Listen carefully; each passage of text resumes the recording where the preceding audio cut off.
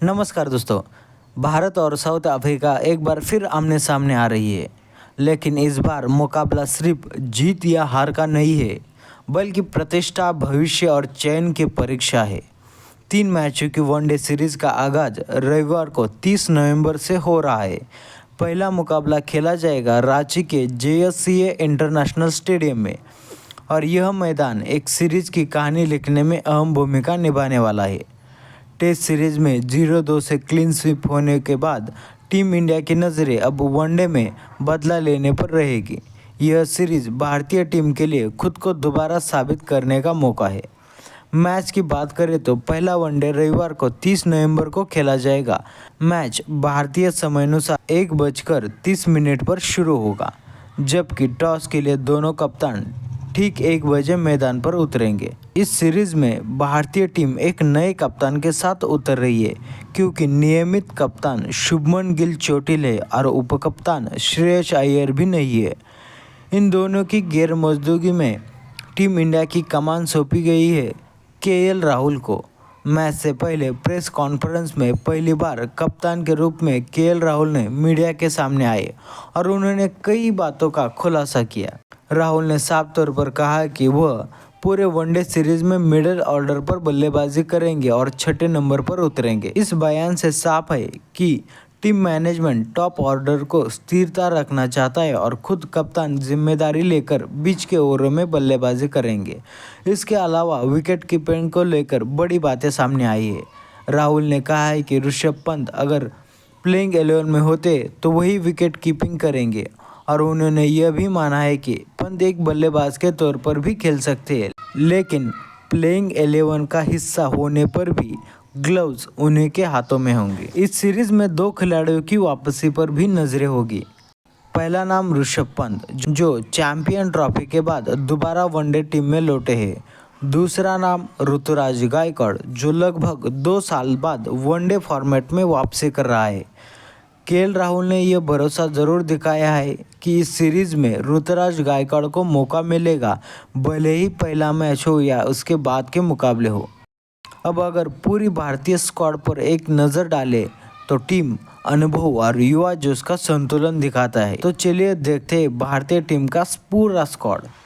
रोहित शर्मा, यशस्वी Jaiswal, Virat Kohli, Tilak Varma, KL Rahul, Rishabh Pant, Rituraj Gaekwad, Washington सुंदर, रविंद्र जडेजा, कुलदीप यादव, नीतीश कुमार रेड्डी, हर्षित राणा, प्रसिद्ध कृष्णा, अर्शदीप सिंह और ध्रुव जुरेल इस सीरीज में भारत की ताकत होंगे। लेकिन इस सीरीज की सबसे बड़ी कहानी रोहित शर्मा और विराट कोहली के इर्द गिर्द घूमती है। अगले 2 महीने में भारत को सिर्फ 6 वनडे मैच खेलने हैं। दक्षिण अफ्रीका के बाद न्यूजीलैंड के खिलाफ घरेलू सीरीज और दबाव बहुत ज़्यादा, यानी मौके बहुत कम है और दबाव बहुत ज़्यादा। इसलिए माना जाता है कि यह वनडे सीरीज रोहित शर्मा और विराट कोहली के लिए एक सीरीज नहीं बल्कि चयन का ऑडिशन भी हो सकता है और यह रांची के मैदान पर एक अलग ही कहानी बयां करती है। साल 2013 इस JSCA स्टेडियम में रोहित शर्मा ने पहली बार वनडे में ओपनिंग करते दौर पर बल्लेबाजी की थी। वो फैसला रोहित शर्मा के करियर का टर्निंग पॉइंट बना था। अब लगभग 1 दशक के बाद वही मैदान रोहित शर्मा को अपने करियर की नई दिशा देने के लिए मौका दे रहा है। इतिहास खुद दोहराने के लिए तैयार है।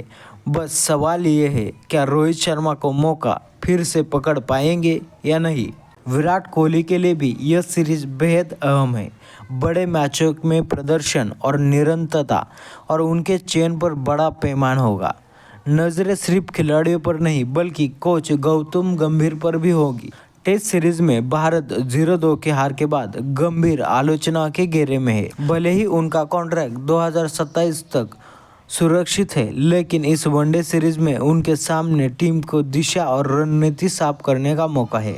अगले साल T20 वर्ल्ड कप है, इसलिए टीम में प्राथमिकता न हो स्थिरता लाना गंभीर की जिम्मेदारी होगी। भारतीय टीम में चयन को लेकर इस बार कई सवाल है।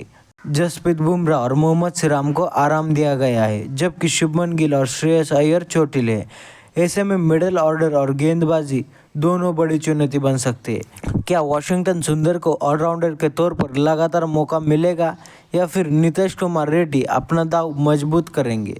अगर कप्तान केएल राहुल विकेट कीपिंग करते हैं तो क्या ऋषभ पंत को फाइनल प्लेइंग 11 में जगह बन पाएंगे? गेंदबाजी में अब पूरा दामोदर, प्रसिद्ध कृष्णा, अर्शदीप सिंह, हर्षित राणा और कुलदीप यादव पर रहेगा। अब अगर रांची की पिच की बात करें तो यह मैदान बल्ले और गेंद के बीच बराबर संघर्ष के लिए जाना जाता हो। यहाँ खेले गए 6 वनडे मुकाबले में 3 बार लक्ष्य का पीछा करने वाली टीम जीती है, 2 बार पहले बल्लेबाजी करने वाली टीम जीत हासिल की और एक मैच रद्द हुआ है।